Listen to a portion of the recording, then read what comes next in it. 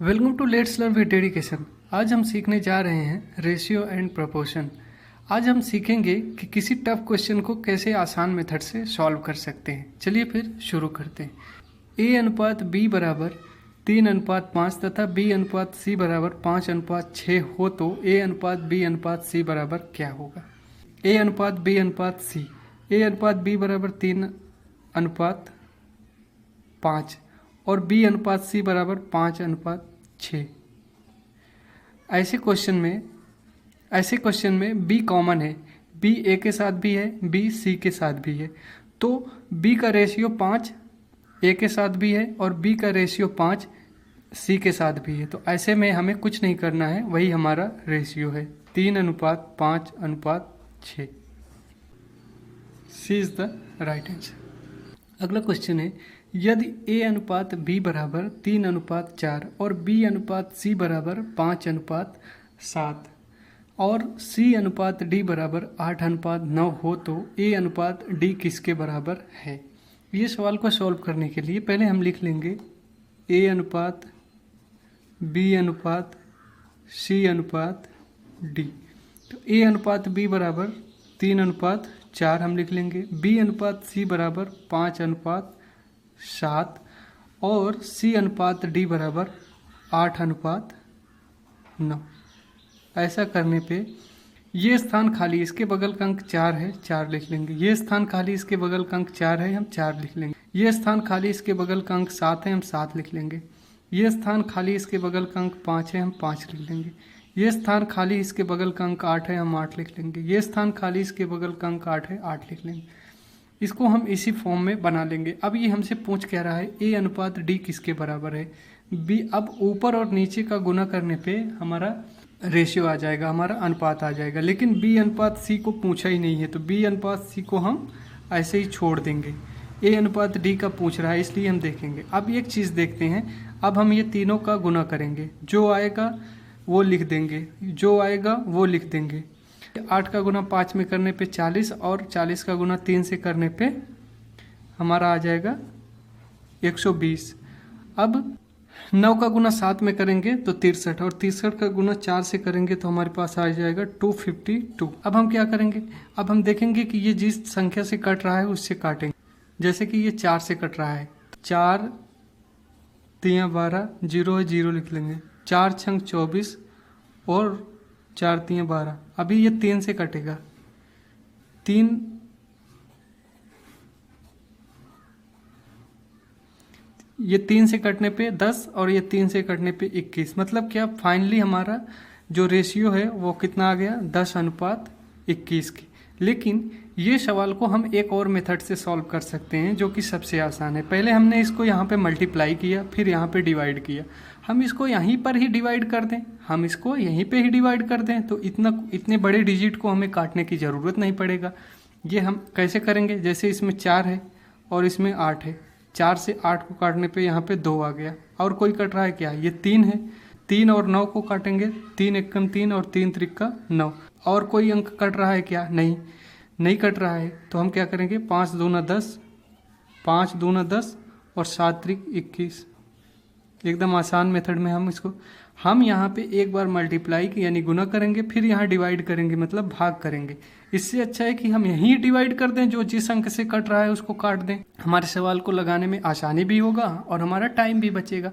तो इसको हम खुद से सोच सकते हैं कि हम ऐसा क्या करें जिससे हमारा टाइम बचे। इसी तरीके से बी और सी का भी पूछा होता है, तो इसमें भी हम यही मेथड अप्लाई करते हैं।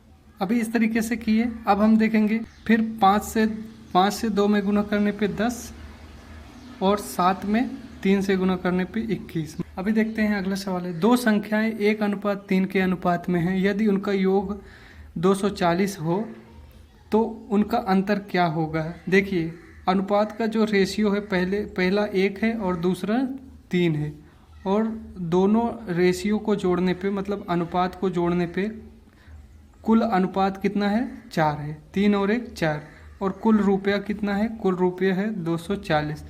तो कुल रुपये में कुल अनुपात से डिवाइड कर देंगे।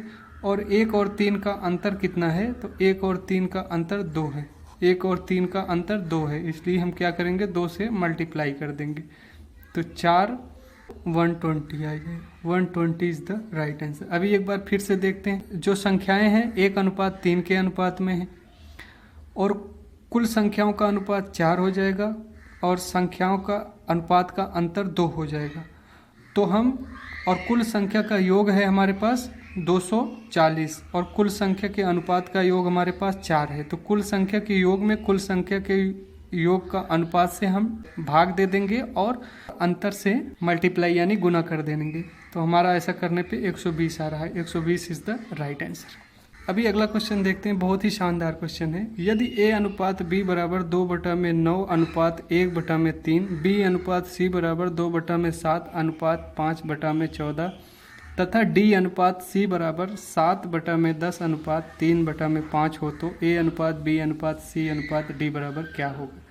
हम पहले क्या करेंगे, ये भिन्न में है, इसको हम पूर्ण संख्या में बदल लेंगे। जैसे a अनुपात b बराबर 2/9 अनुपात 1/3 है, तो इसको इस अनुपात को हम उल्टा कर देंगे। यहाँ पे हम इससे गुना करवा देंगे। इसको गुना करने के लिए फिर क्या करेंगे, ये जो नीचे है ऊपर लिख देंगे, ऊपर है नीचे लिख देंगे, बस इसको उल्टा कर देंगे। गुना करने के लिए क्या करेंगे, यहाँ पे हम इसका गुना कर देंगे और ये संख्याओं को पलट देंगे। मतलब 3 नीचे है ऊपर लिख देंगे, 1 ऊपर है नीचे लिख देंगे। ऐसा करने पर हमारा 3 त्रिका 9, मतलब क्या, a अनुपात b बराबर 2:3, 2:3। इसी तरीके से b अनुपात c बराबर 2/7 गुना कर देंगे। अब संख्याओं को पलट देंगे, नीचे वाला ऊपर और ऊपर वाला नीचे। 7 दूना 14, 2 दूना 4 और नीचे 5 है 5, 4:5। फिर उसके बाद क्या दिया है, उसके बाद यही चीज़ देखना है। d अनुपात c दिया है, क्या दिया है, d अनुपात c दिया है। c अनुपात d नहीं दिया है, d अनुपात c दिया है। 7/10, इसको हम मल्टीप्लाई करने के लिए ये वाले संख्याओं को पलट देंगे। 5 नीचे है ऊपर और 3 ऊपर है नीचे कर देंगे। अब ये 5 2 कटेगा, 2 और 3 का 2 से, तो हमारा आ जाएगा 7:3 दूना 6।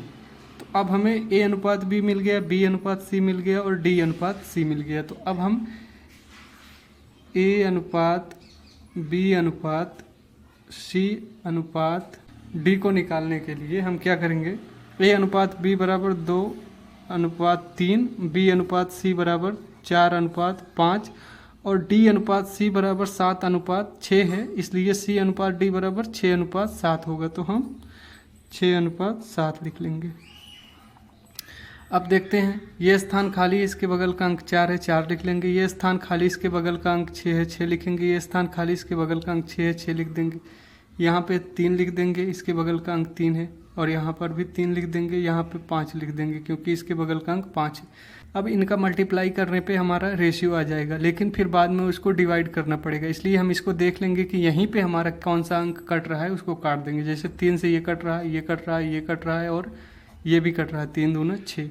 और कोई अंक कट रहा है क्या, देखते हैं हम ऐसे। और कोई अंक नहीं कट रहा है तो हम क्या करेंगे, 4 दूना 8, 8 दूना 16 और 6 से 4 में गुना करने पे 24, 6 में 5 से गुना करने पे 30, 7 में 5 से गुना करने पे 35। यही हमारा रेशियो आ गया, 16:24:30:35 इज द राइट आंसर। एकदम आसान तरीके से इसको हम सॉल्व कर सकते हैं। 3 संख्याएं 1/2 अनुपात 2/3 अनुपात 3/4 के अनुपात में है। यदि सबसे बड़ी संख्या और सबसे छोटी संख्या का अंतर 36 है तो संख्याएं क्या होंगी। अभी ये जो है, जो अनुपात है, संख्याओं का जो अनुपात है वो हमारा भिन्न में है।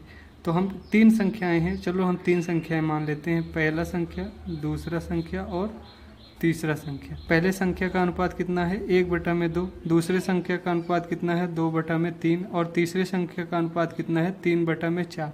अब ये पूरा जो है हमारा भिन्न में है, मतलब फ्रैक्शन में है। तो इसको हमें पूर्ण संख्या में बदलने के लिए इसके नीचे वाले का एलसीएम लेना पड़ेगा, मतलब लघुत्तम समापवर्त। नीचे वाला का एलसीएम लेके हम इसको पूर्ण संख्या बना सकते हैं। ऐसा करने पे हमारा इसका 2, 3 और 4 का एलसीएम 12। इसको निकालने का तरीका जो होता है, ऐसे शॉर्ट में हम देख लेते हैं, बाकी जब LCM HCF चैप्टर पढ़ेंगे तो इसमें बहुत अच्छे तरीके से हम इसको पढ़ेंगे। जैसे 2 से हम डिवाइड कर रहे हैं तो 2 से डिवाइड करने पे 2 एक बार जाएगा, 3 में भाग नहीं लगेगा, 3 लिख लीजिए, 2 बार जाएगा, 4 2 बार जाएगा। फिर 2 से करते हैं, ये एक बार जाएगा, 3 में भाग नहीं जाएगा, वही हम लिख लेंगे। फिर ये 3 बचा तो इसको हम 3 से कर देंगे। जब तीनों जगह 1 1 आ गया, अब ऊपर वाले का इनका मल्टीप्लाई यानी गुना कर लेंगे।